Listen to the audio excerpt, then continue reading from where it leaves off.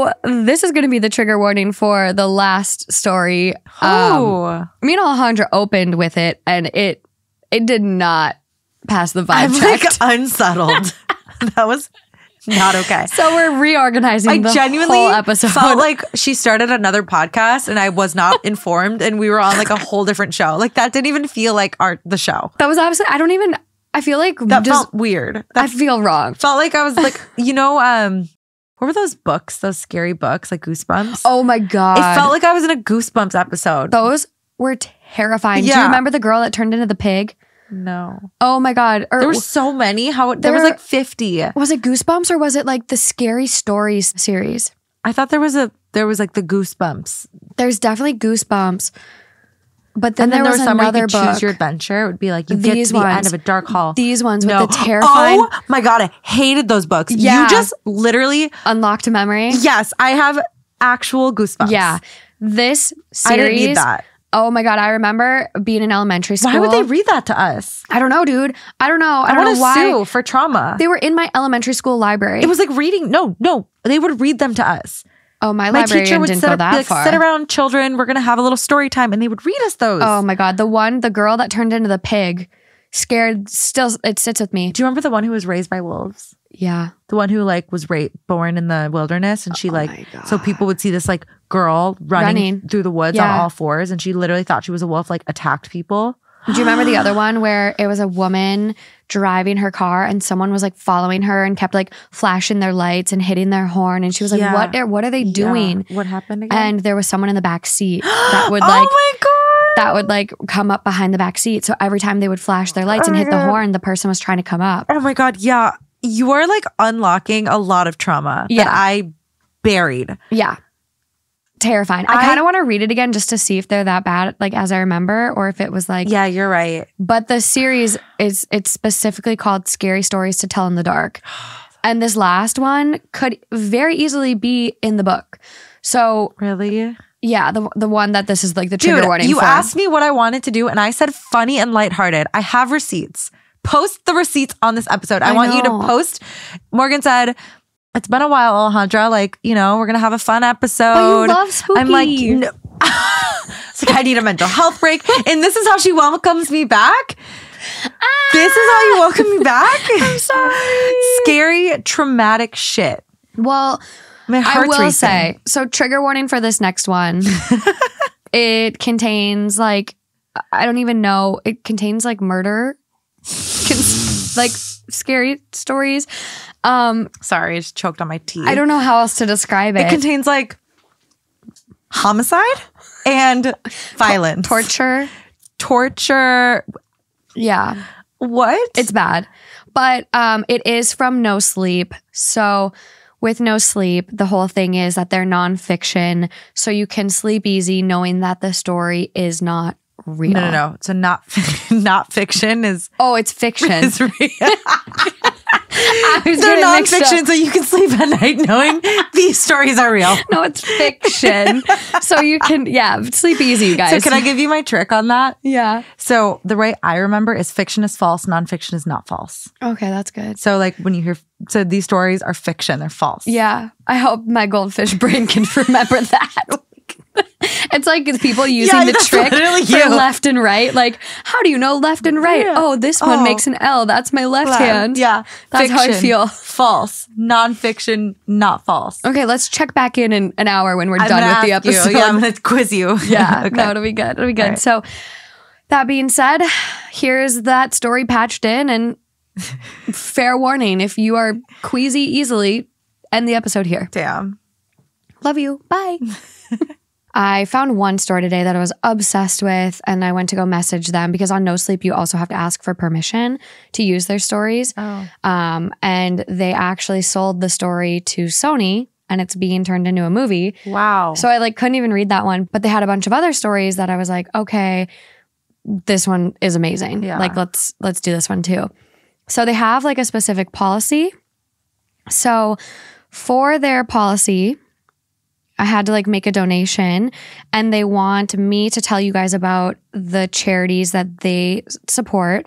And one of them is the ASPCA of Albemarle County, or the Sunshine Senior Dog Sanctuary. So both of those will be posted in the show notes. I made a donation to Sunshine Senior Dog Sanctuary. And the writer is also, the username is NM Rights, just so you guys can look them up. But I'll be sure that their page is linked because they have a bunch of amazing stories, including one that if you've been on Reddit and NoSleep, you might be familiar with. It's called My Mother-in-Law is Poisoning Me. And I found out why. And it is insane. Like actually getting poisoned? Yeah, but it's a fiction one. Oh, so. right. Okay, yeah. okay. It's insane. It's so good. So I love creative writing. We're starting off with their story first. Okay, cool. And it's titled, I run a cursed images website. The recent submissions are scaring me. I run a cursed images account. You probably know the type if you spend any time online. I like to joke that my site is the 11th most popular cursed images account. And if you can think of one, it's probably a competitor. Well, I used to run one. It's down now, though I don't think it matters much anymore. The site was downright simple to run, and I got a lot of submissions. Most days, I woke up and checked the various places people sent me photos to consider. Email, Dropbox, Facebook, Twitter, Instagram. Once I had enough followers, people made the rest of it almost automated for me. I picked out 4 images for the day and scheduled them to post on my website. Once they went live on the website, they automatically reposted on all my social media, where people shared them, and then more people saw them and followed me and sent me stuff. It never made me any money, but I had a lot of followers and it was fun. The whole thing took maybe 20 minutes a day before work. What is a cursed image? Well, it's hard to describe, but it's a photo that makes you uneasy. A picture that, as you look at it, gives you a gnawing feeling of dread. I don't like the edited ones, like the pictures where someone's mouth has been photoshopped over one of their eyes. I like real photos, ones that get under your skin and are eerie and unsettling and creep you out a bit. The heavy feeling that starts in your gut and crawls up to your head. The first picture arrived just about 3 months ago. I checked my Dropbox and there it was, 100.jpg. I opened it and saw a bunch of disturbed dirt in a field at night. Not a great one, honestly, and I stuck it in a folder with the rest of the rejections before continuing my day. The next day I had another in the Dropbox, 99.jpg. I opened it and immediately recognized it as the same place I saw the day before. In this one, I could see a shallow grave dug in a field, with what looked like a body laid at the bottom of it. This might sound crazy, but it really used to happen all the time. People tried to scare me. They pulled elaborate pranks on me. They hoped to get a fake photo on the site they could brag about fooling me with. This one didn't look entirely real. I moved it into the rejection folder and forgot about it. The next morning, another photo appeared. In this one, a horribly flayed body laid on the ground next to a shovel. There was too much blood to see much of it, and honestly, it still didn't look real. 98.jpg went into the rejection pile, though I was amused at this point. Most people either sent one fake photo or overloaded me with them. This one was working in reverse order and being clever about it. The next day, I got a movie, 97.move. I watched it. I watched it again and vomited. I watched it a third time and called the cops. This one showed the death of the person in the first 2 videos, and there was no doubt it was real. The victim, who had been horribly tortured, was stabbed over and over. The police were disgusted, but also unimpressed. They took a copy of the files and told me to email them if I got more, but that it was probably a prank. Even if it wasn't a prank, there was no way to know where in the world this happened. They probably didn't have jurisdiction. The next day switched back to photos, still in descending order. Each one showed the victim in a cell, in the midst of being horribly tortured. Each one was the same. No metadata, nothing distinguishing. I couldn't even see the victim's face in any of them. I just knew I was looking at a relatively young man tortured for a very long time. After a month, I finally snapped and deleted my Dropbox. The police weren't responding to my emails anymore, even to confirm they received them, and I couldn't keep looking at these photos. The next day, photo 68.jpg landed in my Facebook DM from an account with an obviously fake name and photo, that of a fairly well-known celebrity. I blocked the account, but each day the photos still slipped through. I changed my Facebook settings so I couldn't receive messages anymore. Then I did the same with my Twitter. I deleted my email address and used a new one that I didn't post online. I also reduced the number of images posted. I had a lot of submissions left over, but people started to complain. My social life suffered. I would come home and lock myself in, feeling anxious about the arrival of the next day's photo. Still, the pictures made it through. My personal Facebook, my personal email, a text message on my phone. Every time I deleted an account, it just showed up in another. Even ones I had never posted online. I scanned my computer for viruses, but nothing changed. 50, 45, 20. For some reason, I was growing increasingly frantic as each day passed, feeling that I drew closer to some awful truth I was better off not knowing. 7, 5, 2. One morning, the photo was an email in an alumni account I forgot I had. The next day, it printed out of my printer. The first photo showed the victim lying in a clean cell. They had a bag over their head and seemed to have just been put in there. It was horrible to know what followed, but it had a feeling of finality somehow. The next morning, I woke up and realized there was no picture. With a sense of freedom, I logged onto my website to post the day's photo and saw there was one already there. Oh my God. It was the cell that I had seen so many torture photos in, but now it was empty, clean. An old-fashioned sign that said vacancy hung on the bars. The file name was 0.jpg. I deleted my website and every account I had. If someone could hack my account, I didn't want it anyway. I threw my laptop in a drawer and called my internet company to cancel my service. Damn. I tossed my phone in the trash after that and picked up a new one on sale. Your light just flickered. It's broken. Okay. The sign is not cursed. It's just broken. Okay. It's not what I needed. I tossed my phone in the trash after that and picked up a new one on sale at a place down the street. I woke up the next day feeling uneasy, but hopeful. There was really no way to reach me. I hadn't even given my new phone number to my parents.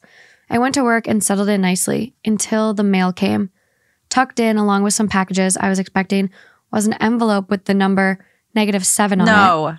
No. I opened it and found a photo of someone sleeping. No, bro. No.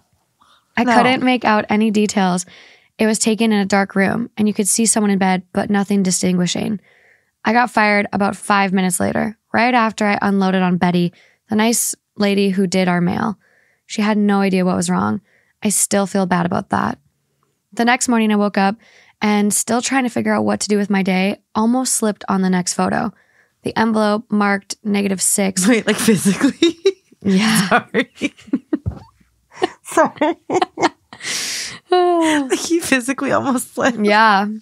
Almost slipped on the next photo. It shouldn't be that funny to me. I'm sorry. I gotta lighten the mood somehow. Yeah. Save everyone listening. Okay. All right. The envelope marked -6 had been slipped under my front door during the night. This photo showed the same sleeping figure in bed, but this time it was taken from further back. I could see the room. I saw the framed poster over my bed of my favorite movie. I knew it. The lamps I bought at a garage sale because I thought they looked cool. I saw myself sleeping.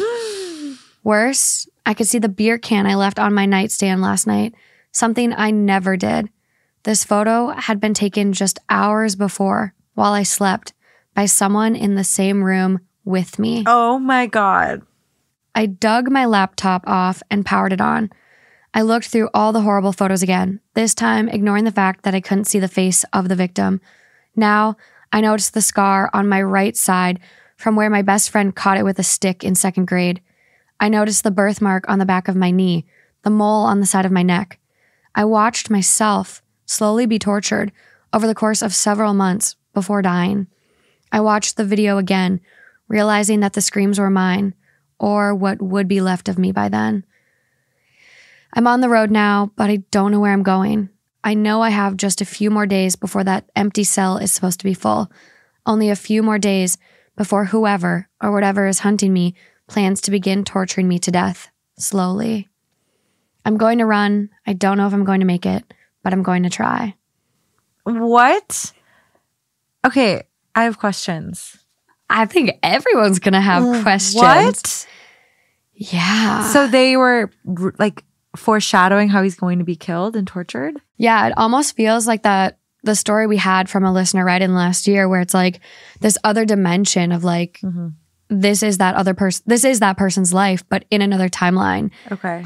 Because how else do you get those photos? Well, yeah. Of like them like literally being tortured. Well, I thought maybe like the torture ones are like doctored images of him. And so they're like showing you this is what's going to happen to you. And then some the ones of him sleeping and everything are like real. Yeah. That was a thought of mine. But no, I guess if you're thinking of like paranormal, like alternate universe, then oh my gosh.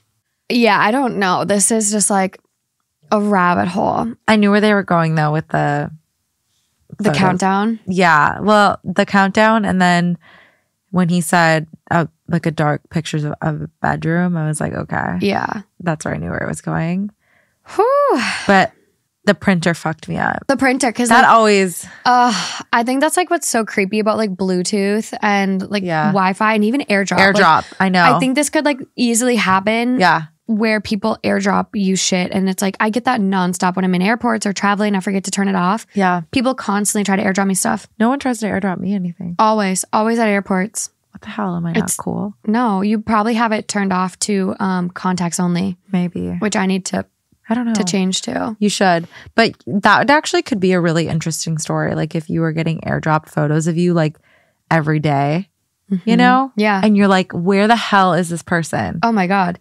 The one that they are getting turned into a movie is absolutely insane too. Is it using modern day technology? It's not. So it's essentially about a woman who married this guy and she goes to visit his mom or something like that. And I read it years ago and it stuck with me so much that I'm like, okay, I should find it for this episode. Wow. But she goes to visit his mom, and every time she goes to visit his mom, like she gets super violently ill. And she kept being like, babe, your mom is like, every time I'm here, I get sick. And it was so like, he would never be left alone with her. And so it turns out he killed his past wife. And the mom was trying to save her. And so the mom was like poisoning her. Oh my God. Yeah. So this writer is absolutely incredible. So if you... This is the same writer? Same writer. Oh, wow. So many stories. I mean, an abundance of stories. Okay, yeah, definitely link the... Yeah. I'll link their main, the like narration policy page because they have a bunch of their stories just like linked, easy to find. Like one of them is titled, I own a cursed necklace that is going to cause the end of the world. I need your help in delaying it. What? Yeah. I can read minds. Someone is trying to kill me. There is a serial killer everyone else thinks is dead. So they are an amazing, amazing writer. So be sure to check out their page if you're interested in so spooky. These stories. Oh my gosh, so this spooky. Really is kicking off spooky season. Yeah. Like, I feel like everything went 0 to 100. Going out with a bang. I was not ready. I was not ready. Not prepared. Not prepared. Mm-mm. No. I don't think I was either. You know what I mean? I don't think I knew it. Really hit me. Like, we're really doing this. We're diving into spooky season. We are. Like, we cannonballed into spooky season. That was crazy. I don't think I'm going to be able to sleep. No, I'm thinking about that as you're talking. I'm like, I have to go home and go to sleep. Well, at least you have a roommate. Can you imagine being home alone right now? I feel like I'm home alone because we're on different floors and it's a big house, an old house that creaks. Oh. Yeah. Mm-hmm. That's one thing about when I'm home in Minnesota. Our house is so old and it especially when it's windy, you just hear everything creaking. Yeah. And like my great grandma died in that house. Oh so it's my God. Yeah. I don't even want to know who probably died in my house. Someone for sure. For someone. Yeah, you think. Yeah. It's old. I know. I wish there were more like I wish public records were easier to access on that stuff. That's best that they're not. Justin lived in a murder house. Did you know that? You did tell me that. Yeah. That's insane. And here in LA, right? Mm-hmm. Yeah, this guy murdered his parents and then wrapped his mom up and oh my God. Okay. Yeah. The details. Yeah, it's really bad. That's bludgeoned them to death. That's so bad. Yeah. That's such negative energy. And Justin used to get his mail. Like the mail. The murderer's mail for that family would show up at his house still. It was the weirdest thing. And thank God he didn't find out until right before he moved out because, oh my God. Yeah. Mm-mm. Oh my. See, that's why some things are better left just not knowing. Oh, yeah. You know? Absolutely. I don't want to know what happened. No. Like I'm already getting creeped out. Yeah. Fuck. Oh. Whew. Okay. So spooky.